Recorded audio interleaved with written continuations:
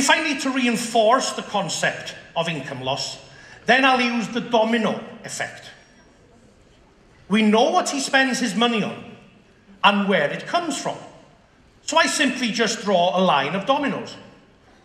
The first domino being their income.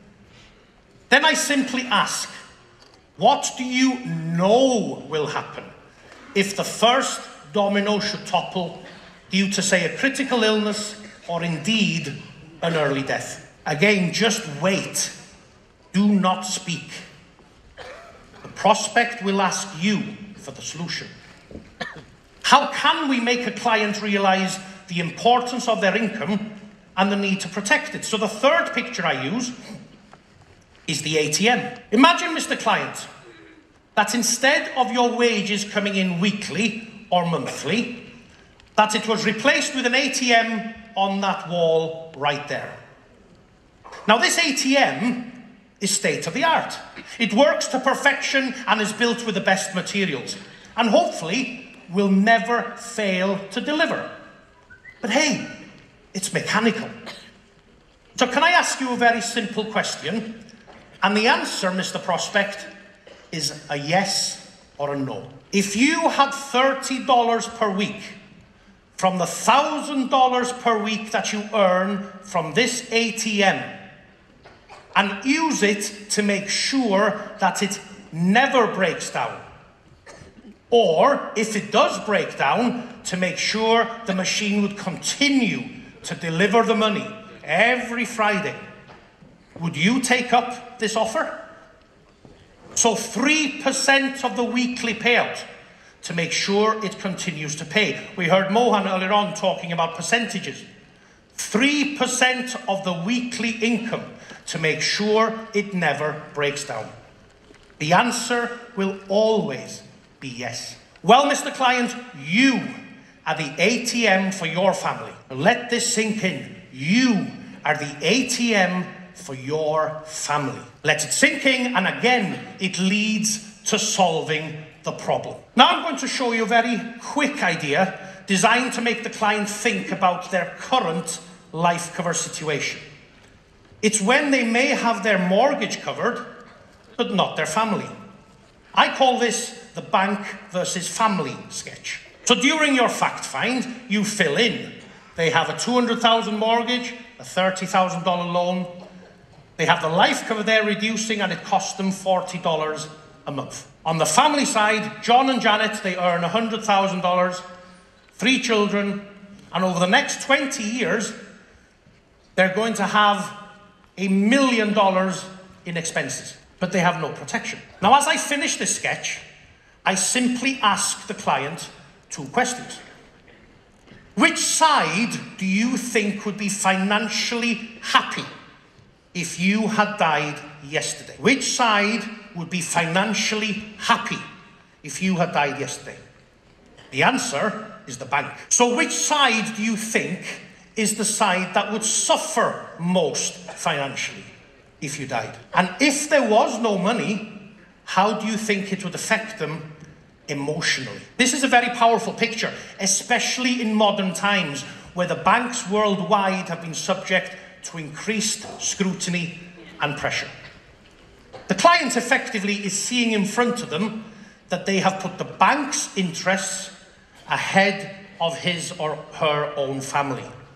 And this has a very important impact on them. So we as advisors do not have to show them the math. They do the math themselves, and they ask us for the solution. So let's move on to pensions or retirement planning. The key to selling retirement planning, in my opinion, is making the client see for themselves again what the impact of little or no preparation will have on their retirement life, what impact it'll have on their luxuries, and indeed their necessities. It's very easy for us as advisors to tell a client what they might lose if they do not prepare for retirement. But as I've already said, a picture speaks 1,000 words. And that's why painting pictures is so effective. One of my favorite pictures to convey retirement is the retirement scales of time.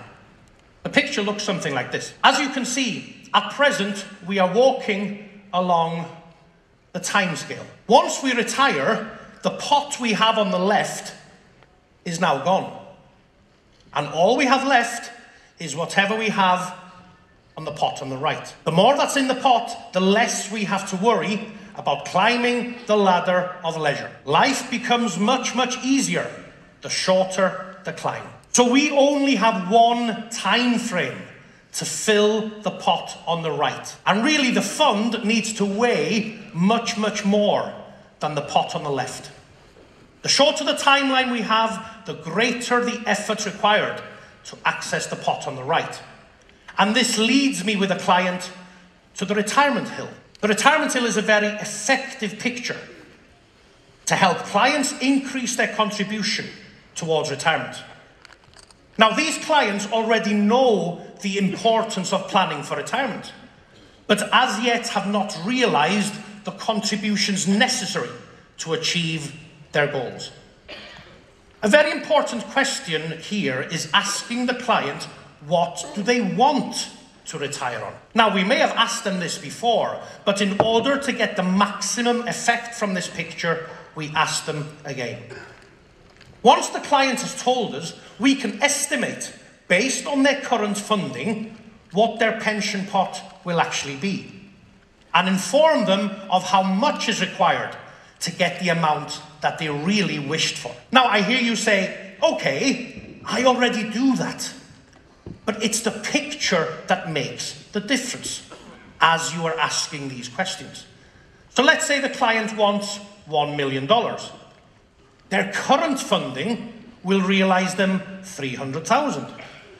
So in order to achieve the same pot of 1 million on retirement, the amount required to fill the pot will double on average every 5 years. So there's no better time, Mr. Client, than now. So to summarise, we've looked at many pictures to help get our point across.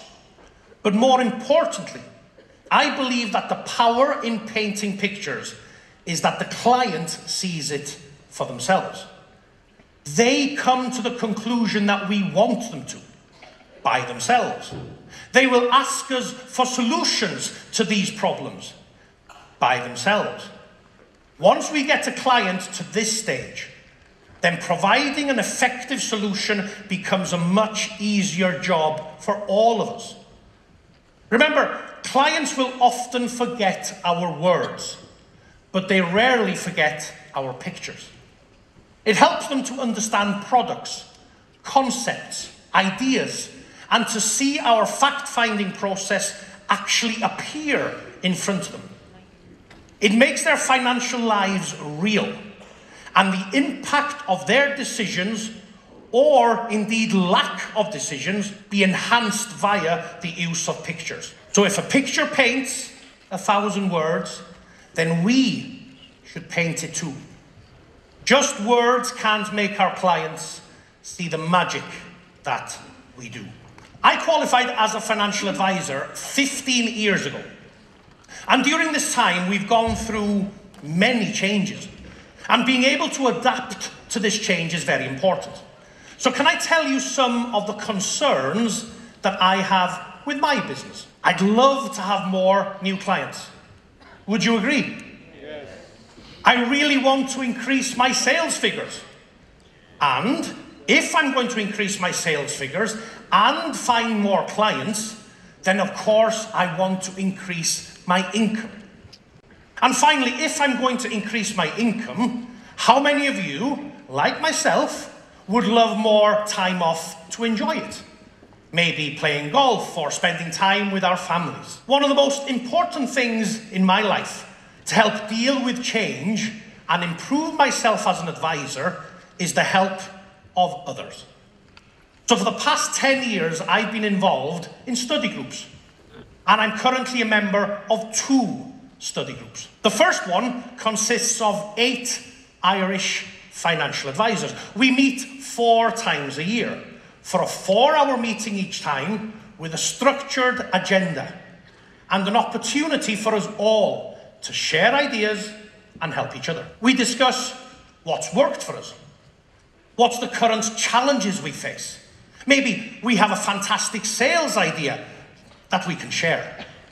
How are we coping for change? For example, compliance or regulation. What process do we use to keep client files and keep up to date with client management? How we can best train our staff or even recruit more advisors or administration staff. How do we build more clients whilst also improving our service to existing clients?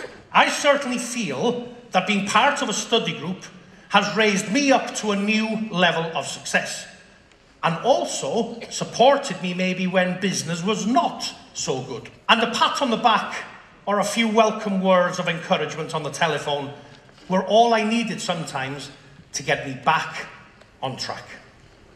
So I would urge all of us in this room to find like-minded advisors in your area who are willing to share ideas, pick up the telephone and talk to each other in good times and bad times.